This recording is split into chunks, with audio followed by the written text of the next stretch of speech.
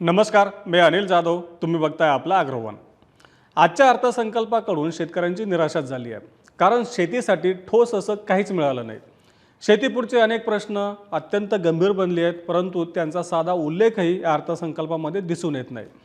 मग या अर्थसंकल्पामध्ये शेतीसाठी किती तरतूद करण्यात आली आहे, किती पैसा शेतीसाठी मिळणार आहे, वेगवेगळ्या योजनांसाठी किती पैसा देण्यात आला, आज अर्थसंकल्पामध्ये जे काही नव्याने योजना जाहीर झाल्या त्यांच्यासाठी तरी पुरेसा निधी देण्यात आला आहे का, आपल्या पल्सेस मिशनचं काय झालं, आपल्या तेलबिया मिशनचं काय झालं, त्यावर अर्थमंत्री आज का बोलल्या नाही, या सगळ्यांचा आढावा आता आपण या व्हिडिओतून घेणार आहोत. अर्थमंत्री निर्मला सीतारामन यांनी आज देशाचा 53,47,00,000 कोटींचा अर्थसंकल्प मांडला. आता जो काही एकूण अर्थसंकल्प मांडण्यात आला 53,47,00,000 कोटींचा, यापैकी शेतीसाठी 1,62,00,000 कोटी रुपयांची तरतूद करण्यात आली. शेतीपेक्षा खत अनुदान आणि अन्न अनुदानासाठी जे काही तरतूद करण्यात आली ती काहीशी अधिक दिसून येते.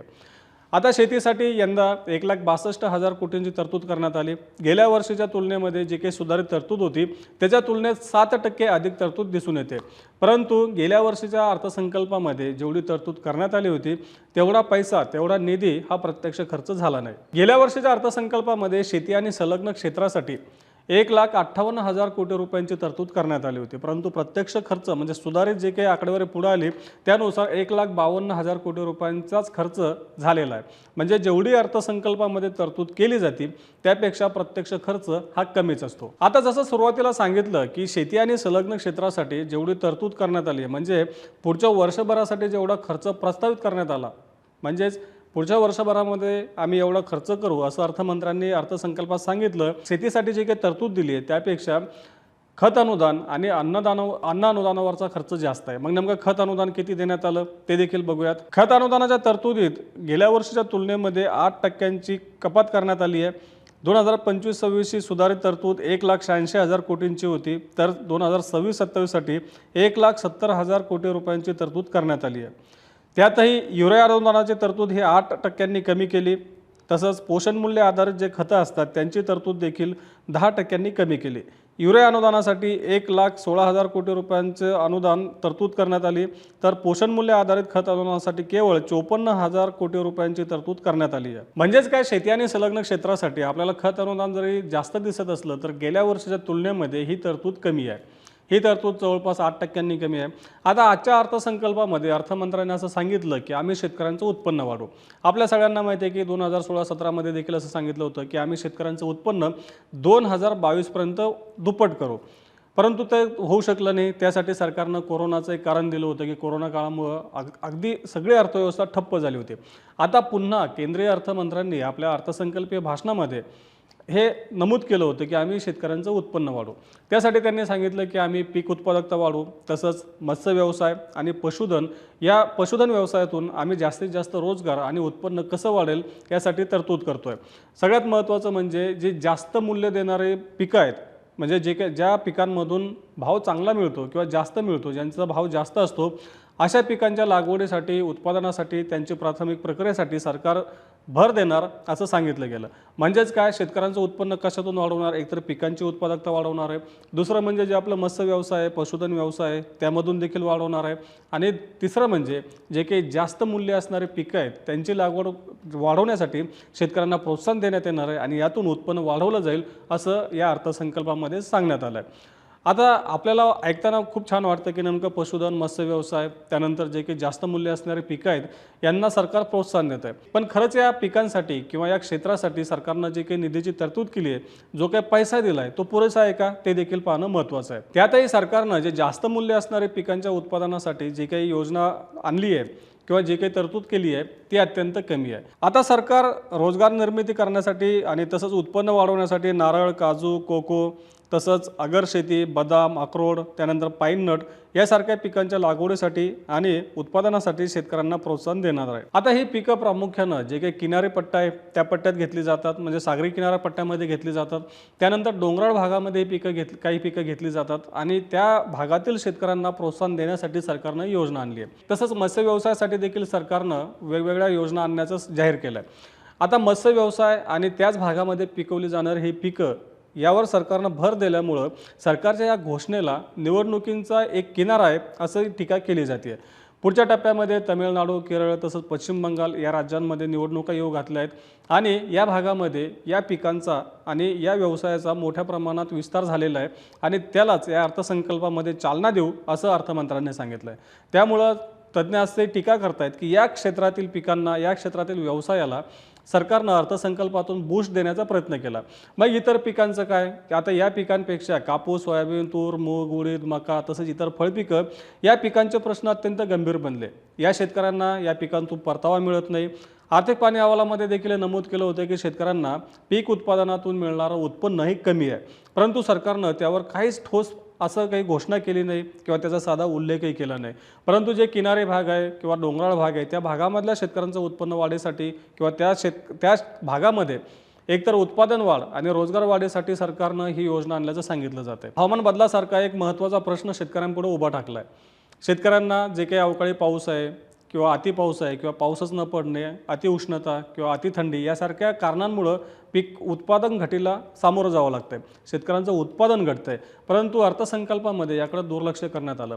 परंतु निवडणुका डोळ्यापुढे ठेवून ज्या राज्यांमध्ये आता निवडणुका येऊ घातल्या त्या राज्यातले जे काही व्यवसाय, शेती आधारित व्यवसाय किंवा ज्या पिकांचं उत्पादन घेतलं जातं त्या पिकांवर अर्थसंकल्पामध्ये जोर दिला गेला अशी टीका केली जाते। आता या टीकेविषयी तुमचं मत काय ते देखील कमेंट बॉक्समध्ये नक्की कळवा। आता वस्त्रोद्योगासाठी देखील सरकारनं सर्वसमावेशक कार्यक्रम जाहीर केला।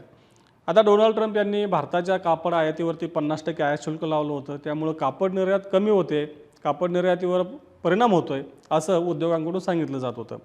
आता या कार्यक्रमामध्ये नेमका शेतकरी कुठे, आता तुम्ही सांगा, म्हणजे या कार्यक्रमामध्ये नेमका काय काय तरतुदी करण्यात आलं आहे, या कार्यक्रमातून काय होणार आहे हे मी तुम्हाला सांगतोच, पण त्यानंतर तुम्ही सांगा की नेमकं आपल्या कापूस उत्पादकांना या कार्यक्रमाचा काय फायदा होणार आहे। आता या सर्वसमावेशक वस्त्रोद्योग कार्यक्रमाचे 5 घटक आहेत। पहिला घटक म्हणजे रेशीम, लोकर, ताग अशा नैसर्गिक तसंच मानवनिर्मित कापड उत्पादनाला प्रोत्साहन देण्यात येणार आहे। दुसरा घटक वस्त्रोद्योग आणि रोजगार विस्तार असा आहे। पारंपरिक वस्त्रोद्योगाला आर्थिक हातभार देऊन यंत्र आणि तंत्रज्ञान अद्ययावत करण्यासाठी मदत करण्यात येणार आहे। या कार्यक्रमाचा तिसरा घटक राष्ट्रीय हातमाग आणि हस्तकला विकास कार्यक्रम आहे। सध्या सुरू असलेल्या योजनांना बळकटी देण्यात येणार आहे।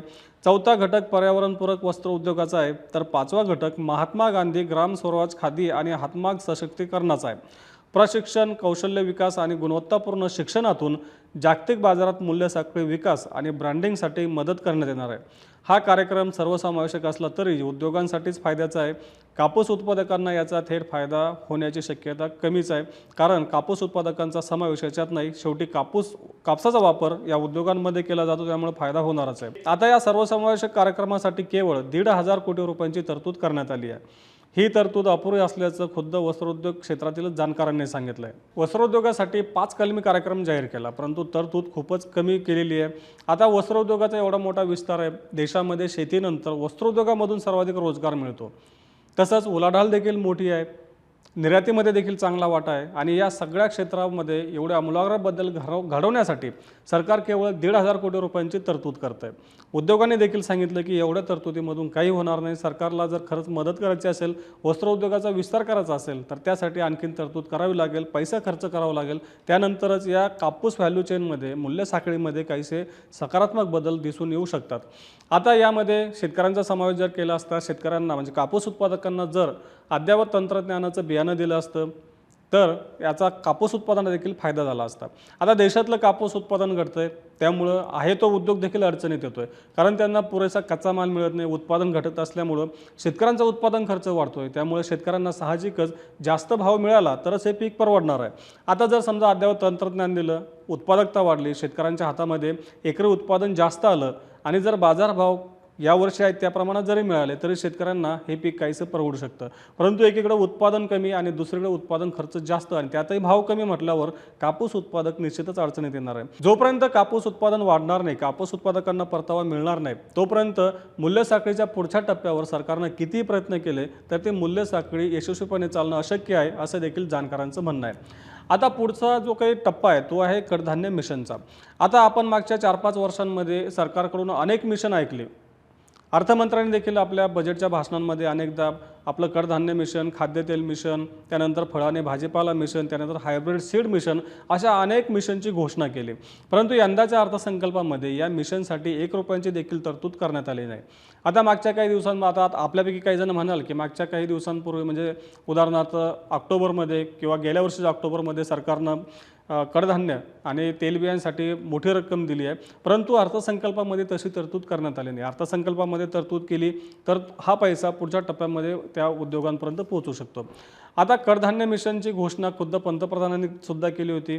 आपल्या केंद्र सरकारने अनेकदा सांगितलं की आम्ही कडधान्यामध्ये आत्मनिर्भर होऊ, त्यासाठी हे कडधान्य मिशन आणलं. आता भारत सध्या एकूण गरजेच्या जवळपास 25 ते 30% कडधान्य आयात करतो. हे आयात कमी करण्यासाठी या मिशनची घोषणा केली होती. गेल्या वर्षी जवळपास 1000 कोटी रुपये या मिशनसाठी दिले होते, परंतु यंदा या मिशनसाठी 1ही रुपया अर्थसंकल्पामधून देण्यात आला नाही. तसंच खाद्यतेल मिशनचं आहे, देशाला जवळपास गरजेच्या 60% आयात करावे लागते. ही आयात कमी करण्याचं सरकारचं उद्दिष्ट होतं. अनेकदा पंतप्रधान नरेंद्र मोदी यांनी देखील या मिशनचा उल्लेख केला होता. अर्थमंत्र्यांनी देखील मागच्या अनेक वर्षांच्या अर्थसंकल्पांमध्ये देखील याचा उल्लेख केला होता. देशाला खाद्यतेलामध्ये आत्मनिर्भर करण्यासाठी सरकारचे प्रयत्न सुरू असल्याचं आपण अधूनमधून ऐकतच असतो, परंतु या खाद्यतेल मिशनसाठी या अर्थसंकल्पातून 1ही रुपया देण्यात आला नाही. तीच गत आपल्या हायब्रिड सीड मिशनची आहे, त्यासाठी देखील पैसा देण्यात आला नाही. तीच गत आपल्या फळ आणि भाजीपाला मिशनची आहे, त्यासाठी देखील पैसा देण्यात आला नाही. मग नेमकं या भाजीपाला उत्पादकांचं, त्यानंतर आपल्या कापूस उत्पादकांचं, आपल्या सोयाबीन उत्पादकांचं, आपल्या कडधान्य उत्पादकांचं सरकार उत्पन्न कसं वाढवणार? म्हणजे सरकारनं जे काही सांगितलं की आम्ही शेतकऱ्यांचं उत्पन्न वाढवणार आहे, आपल्या अर्थसंकल्पीय भाषणात अर्थमंत्र्यांनी यावर जोर दिला होता की आम्ही शेतकऱ्यांचं उत्पन्न वाढवू.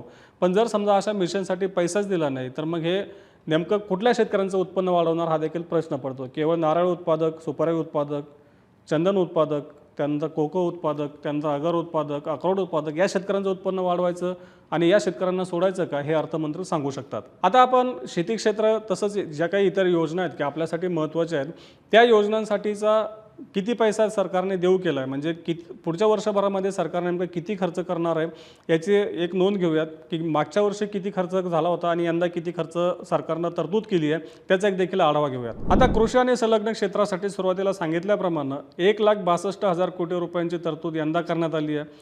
मागच्या वर्षीची तरतूद 1,51,000 कोटी रुपयांची होती, म्हणजे जे काही सुधारित तरतूद आहे ती 1,51,000 कोटींची होती. ग्रामीण विकासासाठी यंदा 2,73,000 कोटी रुपयांची तरतूद करण्यात आली आहे. गेल्या वर्षीची सुधारित तरतूद 2,12,000 कोटींची होती. खतांसाठी म्हणजे खत अनुदानासाठी 1,70,000 कोटी रुपयांची तरतूद यंदा करण्यात आली. गेल्या वर्षी सुधारित तरतूद 1,86,000 कोटींची होती. युरिया अनुदानासाठी 1,16,000 कोटी रुपये देणार असं सरकारने तरतूद केली आहे.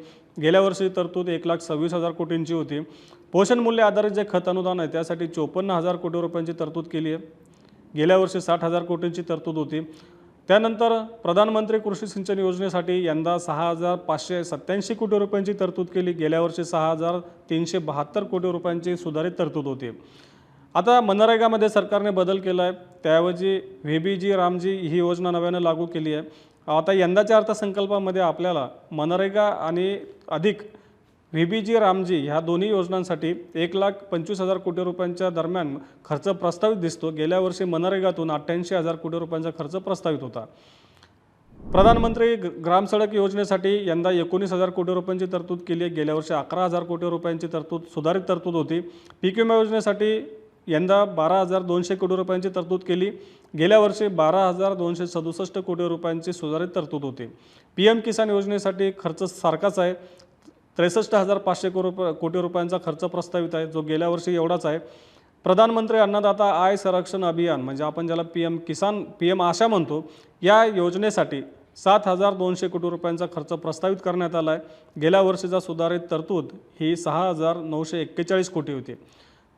कुसुम योजनेसाठी 5,000 कोटी रुपये देऊ केले आहेत. गेल्या वर्षी देखील एवढेच होते. पंतप्रधान मत्स्य संपदा योजनेसाठी यंदा 2,500 कोटी रुपयांची तरतूद केली. गेल्या वर्षी ती सुधारित तरतूद ही 1,500 कोटींची होती.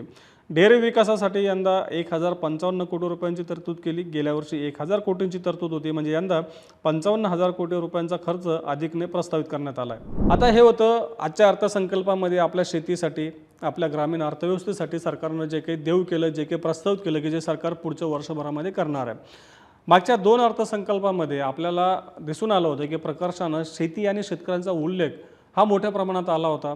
वेगवेगळ्या योजना देखील आपल्याला घोषित होताना दिसून आल्या होत्या, परंतु यंदा तसं काही झालं नाही. सरकारनं यंदा शेती किंवा मग थेट ज्या काही लाभाच्या योजना आहेत त्यासाठीचा हात आखडता घेतला असं म्हणायला हरकत नाही आहे. आता एकंदरीतच अर्थसंकल्पात आपल्याला काय मिळालं, शेतीसाठी नेमका किती पैसा मिळाला, कुठं सरकारनं हात आखडता घेतला, जी सगळी माहिती मी तुम्हाला दिलेली आहे. तुम्हाला काय वाटतं की या अर्थसंकल्पातून खरंच आपल्या शेतकऱ्यांना काही मिळालं का? आम्हाला कमेंट बॉक्समध्ये नक्की कळवा. तसं रोज सायंकाळी 8 वाजता मार्केट इंटेलिजन्स या सेगमेंटमधून आपण शेतीमालाचा बाजारभाव, सरकारची धोरणं यांचा आढावा घेत असतो. त्यासाठी आपल्या ॲग्रोनच्या चॅनलला नक्की सबस्क्राईब करा आणि हा व्हिडिओ जास्तीत जास्त शेतकऱ्यांपर्यंत पोहोचवण्यासाठी लाईक आणि शेअर करायला विसरू नका.